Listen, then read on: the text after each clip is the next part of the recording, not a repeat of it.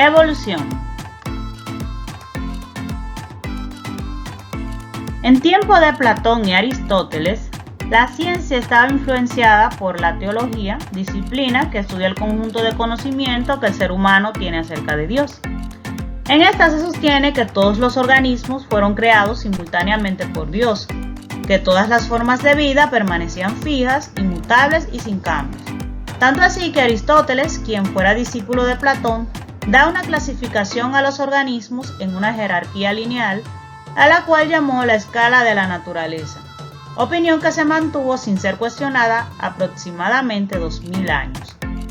A partir del siglo XVII empezaron a surgir indicios que cambiaron esta visión cuando los primeros naturalistas europeos exploraron las tierras de África, Asia y América, observando gran diversidad de especies en las que eran notorias las semejanzas y diferencias entre ellas. Situación que llevó a estos científicos a pensar que las especies podían cambiar y además que las especies similares podrían haberse desarrollado a partir de un antepasado común. ¿Fueron suficientes estas evidencias para cambiar las creencias sobre la visión que se tenía de las especies? Claro que no. Esas ideas, sumadas a la aparición de otras evidencias, como es el caso de restos de plantas y animales muertos de muchos años atrás, hizo pensar a muchos de los estudiosos que el mundo de los seres vivos y el mundo físico se regían por leyes naturales que con el transcurso del tiempo y los cambios ambientales producen variaciones importantes de las especies. ¿Sabes qué nombres reciben esas variaciones importantes de las cuales hemos hablado anteriormente? Evolución, sí, evolución, la cual en sentido general puede definirse como el proceso de transformación de la materia desde el origen del universo. En ese proceso se engloba tanto la evolución de la materia inorgánica como el proceso de evolución de la materia orgánica.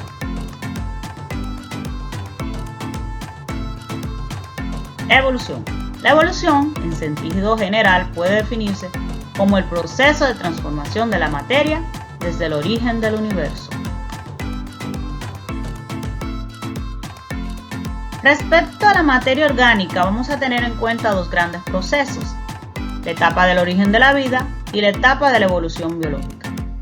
La etapa del origen de la vida, el cual comprende el conjunto de procesos químicos y bioquímicos que posibilitaron la transformación de materia inorgánica en orgánica y de esta en los primeros seres vivos.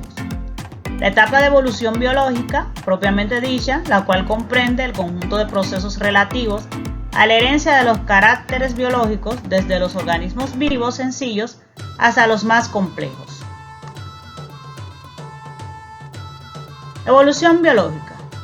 La evolución biológica es el proceso de transformación de unas especies en otras mediante una serie de variaciones que han ido sucediendo a lo largo de millones de años.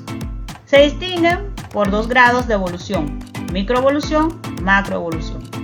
La microevolución, la cual explica la aparición de nuevas especies; la macroevolución, proceso de aparición de diferentes órdenes, clases y especies.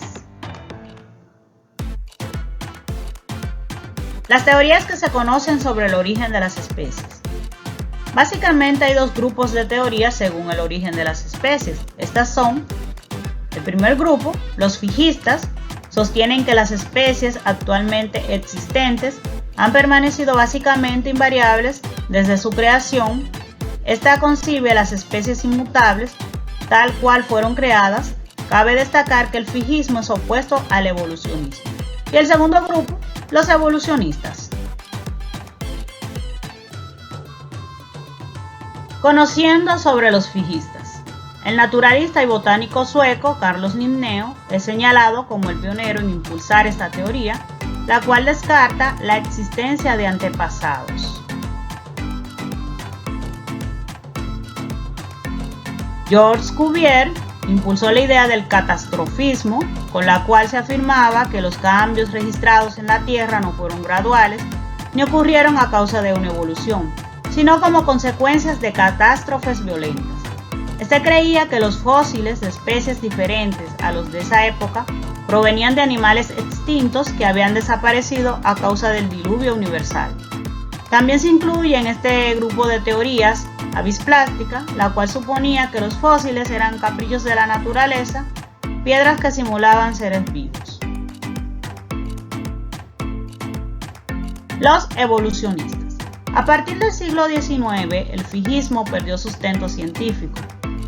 Los trabajos de Charles Darwin y el avance de la paleontología, ciencia que trata sobre el estudio del pasado geológico de la Tierra a través de los fósiles, demostraron que las especies se adaptan al entorno, evolucionan o desaparecen sus características, por lo tanto no son fijas. Hoy en día, el consenso científico afirma que, mediante la selección natural, las especies van experimentando modificaciones a lo largo de las sucesivas generaciones. Cabe decir que un gran enemigo del fijismo es un fósil, señal con la cual el ser humano comenzó a descubrir páginas ocultas del pasado de la Tierra, dio la oportunidad para pensar en las guías o caminos a tomar por la naturaleza a lo largo de su historia. Teorías evolucionistas. El lamarckismo. Jean-Baptiste de Lamarck, filósofo y naturalista francés, presentó en 1809 esta teoría según la cual las especies provenían unas de otras mediante sucesivos cambios. Se basa en 2 puntos. Primero, la función hace el órgano. Segundo, los caracteres adquiridos se heredan. Cabe señalar que como ejemplo de esta teoría, los autores destacan el caso del cuello largo de la jirafa. Seguimos con las teorías evolucionistas. El darwinismo. Sustentado por el inglés Charles Darwin en su obra Origen de las especies, 1859, él explica que el proceso evolutivo se basa en 2 factores. Primero, la variabilidad de la descendencia y segundo, la selección natural. Otras teorías, como el neodarwinismo o teoría sintética, esta teoría es una síntesis que propone un vínculo entre las teorías darwinianas de la selección natural y las teorías de la herencia propuesta por Gregorio Mendel. Esta está basada en 2 hechos. Primero, la variabilidad genética y segundo, la selección natural. Otra teoría es la teoría del equilibrio puntual. Esta teoría, desarrollada por los paleontólogos Niles Eldredge y Stephen Jay Gould, propone que una vez que una especie aparece en un registro fósil, la población se estabiliza, mostrando pocos cambios evolutivos en su historia geológica, aunque explique que algunas poblaciones, al estar aisladas geográficas y reproductivamente, adquieren nuevas adaptaciones al medio ambiente en el cual se encuentran. Otra teoría es la teoría neutralista. Fue propuesta por el japonés Moto Kimura, descrita en detalle en 1983 en su libro The Neutral Theory or Molecular. Se basa en que la mayor parte de las mutaciones que sufre el genoma de una especie originan genes neutros, pues no alteran el grado de supervivencia de un organismo. Aquí tenemos una línea del tiempo con las etapas de la evolución del ser humano. Tenemos en la primera etapa al Australopithecus de hace 5 millones de años con una estatura de 1 metro. El Homo habilis hace 2.500 millones de años con una estatura de 1,5 metros. El Homo erectus de hace 1.500 millones de años con una estatura de 1,6 metros. El Homo sapiens neandertal de hace 200.000 años con una estatura de 1,7 metros. Y el Homo sapiens de hace 50.000 años con una estatura de 1,8 metros.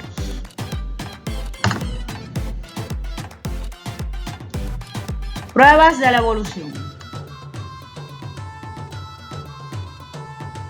La observación a la naturaleza en sus diferentes manifestaciones ha permitido ver una serie de hechos, los cuales es posible su explicación tomando en cuenta la evolución de los seres vivos.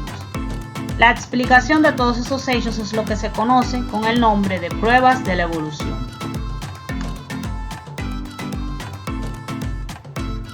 Las pruebas de la evolución son pruebas anatómicas o morfológicas, pruebas fósiles, pruebas embriológicas, pruebas biogeográficas, pruebas moleculares, entre otras pruebas. Las principales características de las pruebas evolutivas. En las pruebas taxonómicas, en esta, la clasificación de seres vivos según criterios de semejanzas, reino, clase, orden y especie. Ejemplo, el ornitorrinco posee características procedentes de los reptiles, es ovíparo y tiene veneno, y de los mamíferos, que tiene pelos y las crías son alimentadas con leche. En las pruebas biogeográficas, estas según su distribución geográfica de las especies, ejemplo, los avestruces, que solo habitan en el continente africano. Las pruebas paleontológicas, en esta para el estudio de los fósiles, donde se puede observar aumento de la diversidad a lo largo del tiempo. Las pruebas anatómicas, que son la comparación de órganos entre diferentes especies. Las pruebas embriológicas, que son el estudio detallado y comparado sobre el desarrollo embrionario de los animales.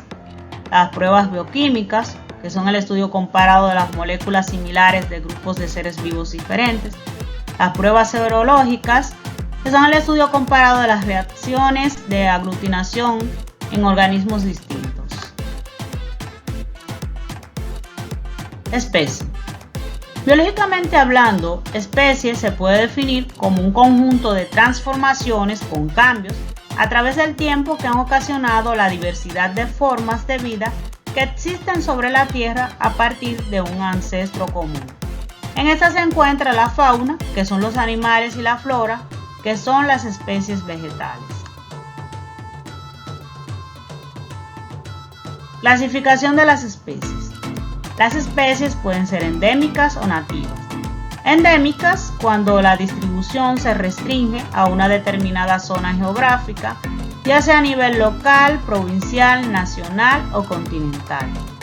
Nativa cuando es oriunda de un sitio geográfico determinado sin que el hombre haya intervenido en esta. Hay importantes ejemplos en nuestro país como la cotorra dominicana, que es una especie endémica cuyo hábitat son los bosques húmedos o secos. La iguana dominicana, que es una especie nativa, es decir, no fue traída por un ser humano al hábitat que es un clima árido o desértico. Hay otros grupos de clasificación de las especies, por ejemplo, hay plantas nativas o endémicas que son trasladadas a otras zonas geográficas diferentes y pasan a ser una especie introducida o exótica en esa zona, como es el caso de la acacia en nuestro país. La planta de acacia es oriunda de los continentes de África y Oceanía. La misma se ha convertido en una planta exótica o introducida en República Dominicana. Fósiles. Los fósiles son restos orgánicos dejados por animales y plantas por millones de años que perduran hasta nuestros días. Ellos son capaces de ubicarnos en el tiempo para dar sentido a la historia de la Tierra. Los fósiles más famosos son los fósiles de los dinosaurios. Formas de fosilizar. Hay varias formas, las más importantes son las siguientes: la sedimentación, la fundición, la mineralización y la carbonización. La sedimentación ocurre cuando un insecto muere y se queda sepultado en el sedimento, permaneciendo en el tiempo. La fundición se origina especie de moldes de impresiones que puede ser en exteriores o interiores, en las cuales se conservan conchas de los animales. La mineralización se da cuando una especie muere en el agua, otras especies comen su parte muscular y el cadáver se conserva en esta. La carbonización se puede dar cuando se pierden los elementos volátiles como el elemento hidrógeno y oxígeno y se conserva en carbono.